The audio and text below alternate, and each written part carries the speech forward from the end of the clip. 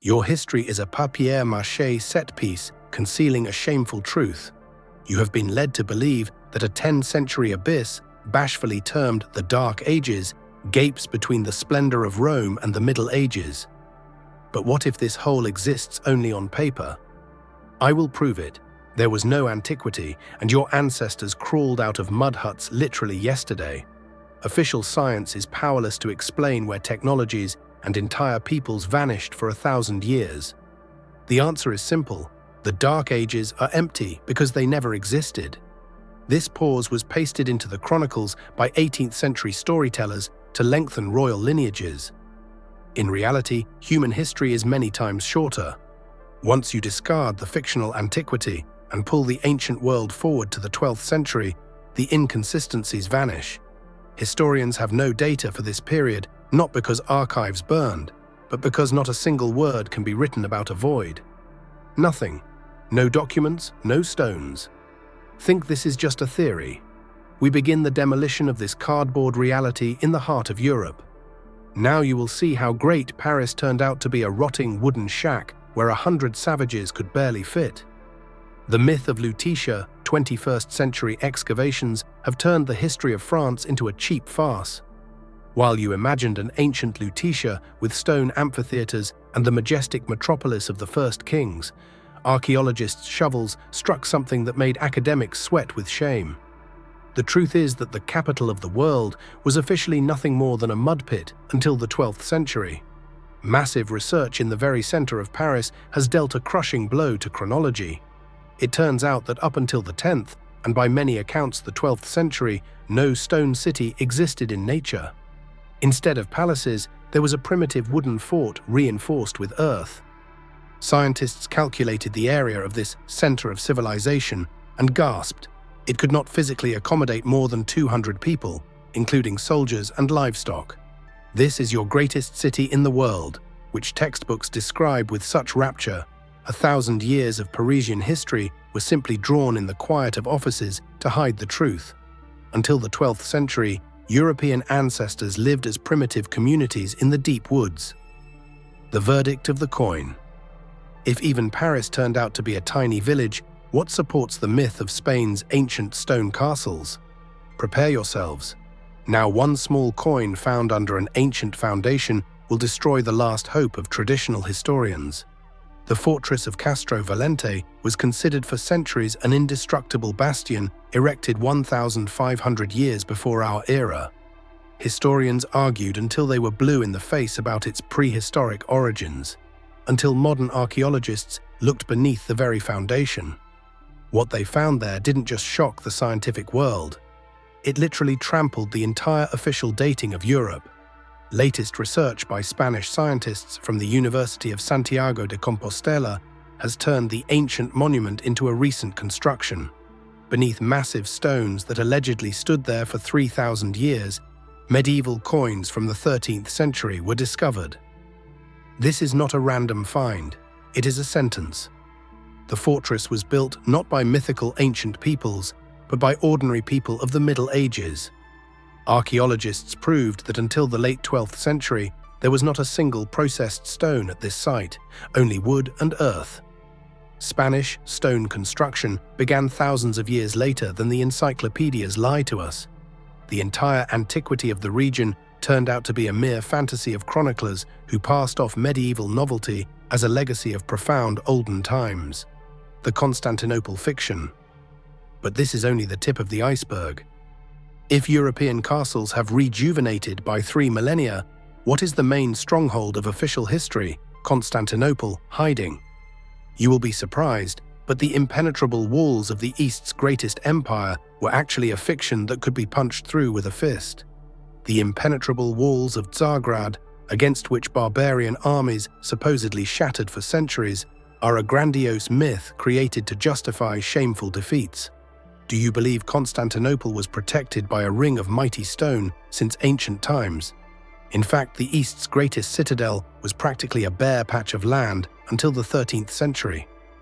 In 1204, the Crusaders entered Constantinople with suspicious ease, almost as if taking a stroll. Why? The answer is hidden in archives they prefer not to publicize.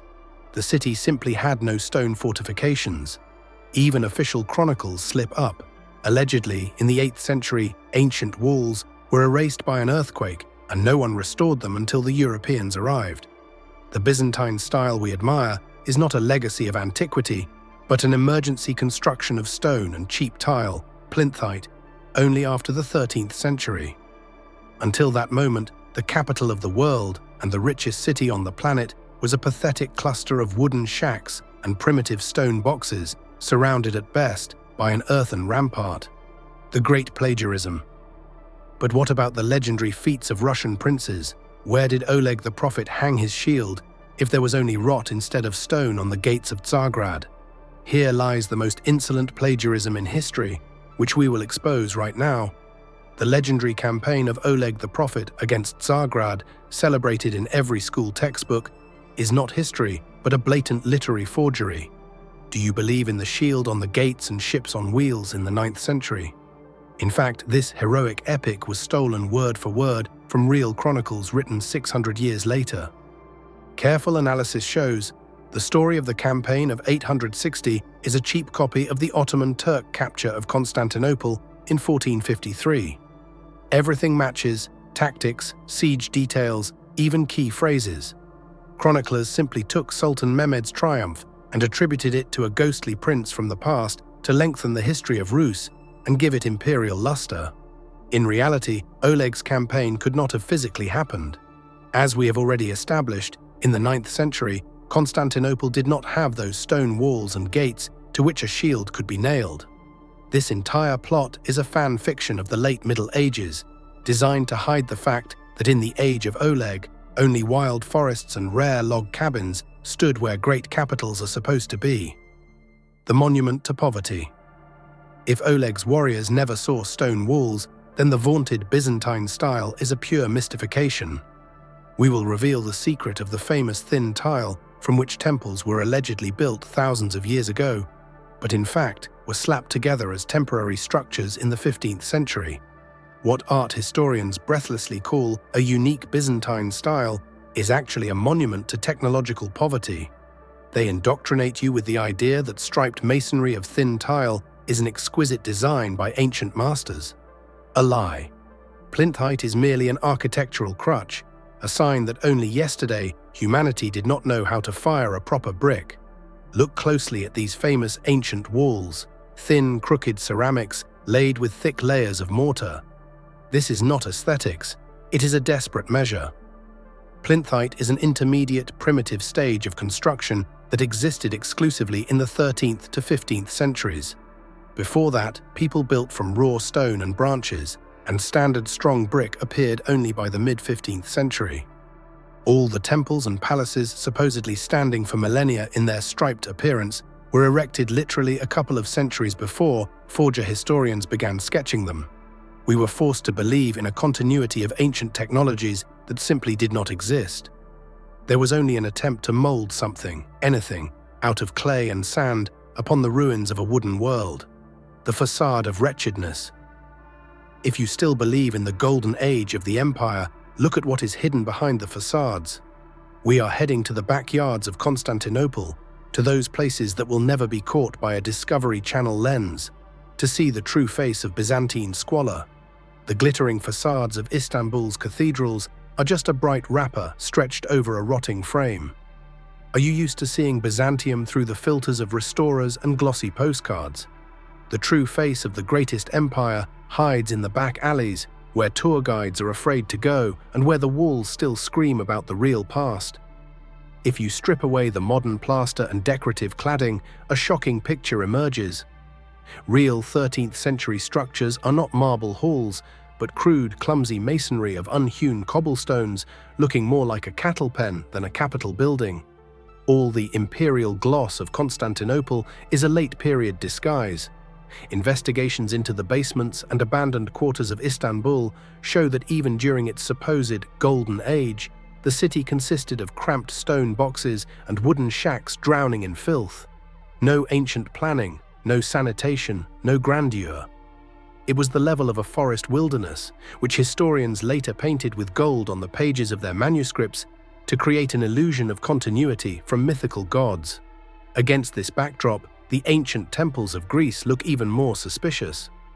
If even in the capital of the empire, people lived in stone sacks, where did snow-white Parthenons come from in a destitute province? Prepare yourselves. We are exposing the greatest Greek phantom.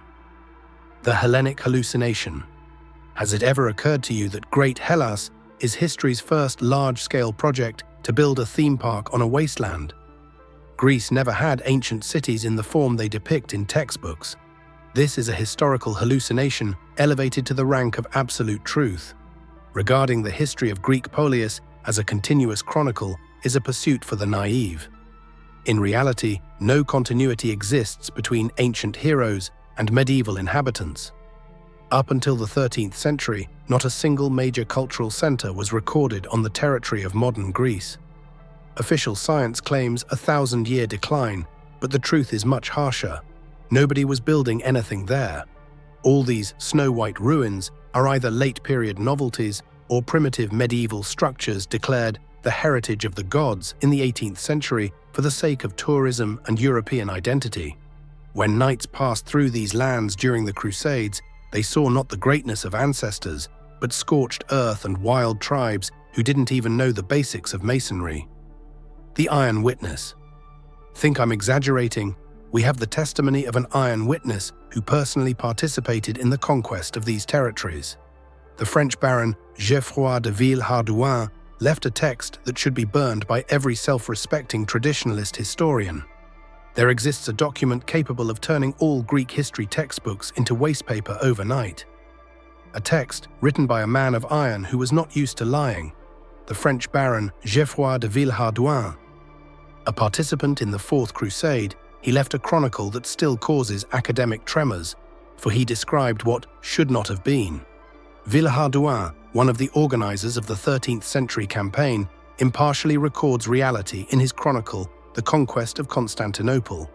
While modern historians dream of the ruins of Athens and the greatness of Sparta, the eyewitness baron states plainly he encountered no ancient luxury, no marble temples, and no traces of past greatness in Greece. In his eyes, it was a wild backwater territory inhabited by primitive peoples without a hint of civilization. If snow-white columns stood on every hill, an experienced warrior and feudal lord would surely have noticed them. But he saw only emptiness and poverty.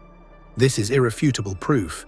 The entire Hellenic heritage began to be intensely painted and completed much later, when it became necessary to create a beautiful fairy tale about the roots of European culture. Chronological surgery. Your history was literally carved with a scalpel, stitching disparate pieces together with white thread to turn the short, fierce chronicle of humanity into an endless saga. We were led to believe in linear development, but in reality, we live inside a giant splice where the seams burst at the first close look. Human history was artificially stretched in the silence of monastic cells and royal archives of the 17th century. Why? To justify the ancient rights of monarchs to thrones and create an illusion of deep roots where there was only wilderness yesterday. The ancient world didn't vanish for 1,000 years into darkness. It ends exactly where the 12th century begins. There are no empty centuries, no gaps in memory. There is only blatant chronological surgery. Real events of the late Middle Ages were duplicated and cast into the deep past under new names. Reflections of wars, rulers, and catastrophes of the 15th century were passed off as events BC. If you remove this paper ballast, it turns out civilization didn't recover from the ashes of antiquity. It was born in agony for the first time only 800 years ago. Point 0. The 12th century. Everything you are used to calling antiquity and progress actually began only 800 years ago. Until that moment, the world was silent, wooden, and temporary. The true development of humanity is not a smooth staircase upward, but a sharp, almost unnatural explosion that occurred in an instant by historical standards. The end of the 12th century is the true starting point of our era. It is in this period across Europe and the East that a miracle occurs. In place of primitive mud huts and shaky palisades, the first real cities begin to grow. This is not a revival of lost knowledge, it is its first appearance. Until the 1200s, humanity knew no mass stone quarrying, complex architecture, or systematic construction. The transition was instantaneous and harsh, from wild forest communities to the first stone castles and cathedrals. Official history tries to smear this leap over thousands of years, inventing forgotten technologies of antiquity to hide the truth. But the facts are inexorable. The foundations of the world's oldest buildings inevitably rest in the cultural layer of the 12th century. Everything deeper is silence, rotting timber, and ash. Breaking the matrix. Now that the masks are off, you can no longer walk through ancient squares and believe the museum plaques. Antiquity is nothing more than a fairy tale for mind control, a beautiful wrapper around a void. You were forced to worship ghosts of the past so you wouldn't notice how young, bold, and ambitious our real civilization actually is. Evidence from the excavations of Paris, the fake foundations of Spain, and the cardboard walls of Constantinople leave no stone unturned in official chronology. We have discovered the Dark Ages were dark only because there were no people in them, and ancient temples are merely the fantasies of later architects. For centuries, we were fed lies about a 1,000-year decline to hide a simple fact. Humanity made an incredible leap from filth to greatness in just a few centuries. Your entire ancient history is a project for mass management, created to make you feel like insignificant heirs to great ancestors. But the truth sets you free. We are pioneers, not epigones. We live in a world built from scratch literally yesterday. This exposé is just the tip of the iceberg, hitting the hull of your Titanic of illusions. Are you ready to learn who exactly gave the order in the 17th century to rewrite all world chronicles, and what other secrets are hidden in the Vatican basements? Subscribe, for in the next episode, we will expose those who hold the threads of time. But that is a different intrigue altogether.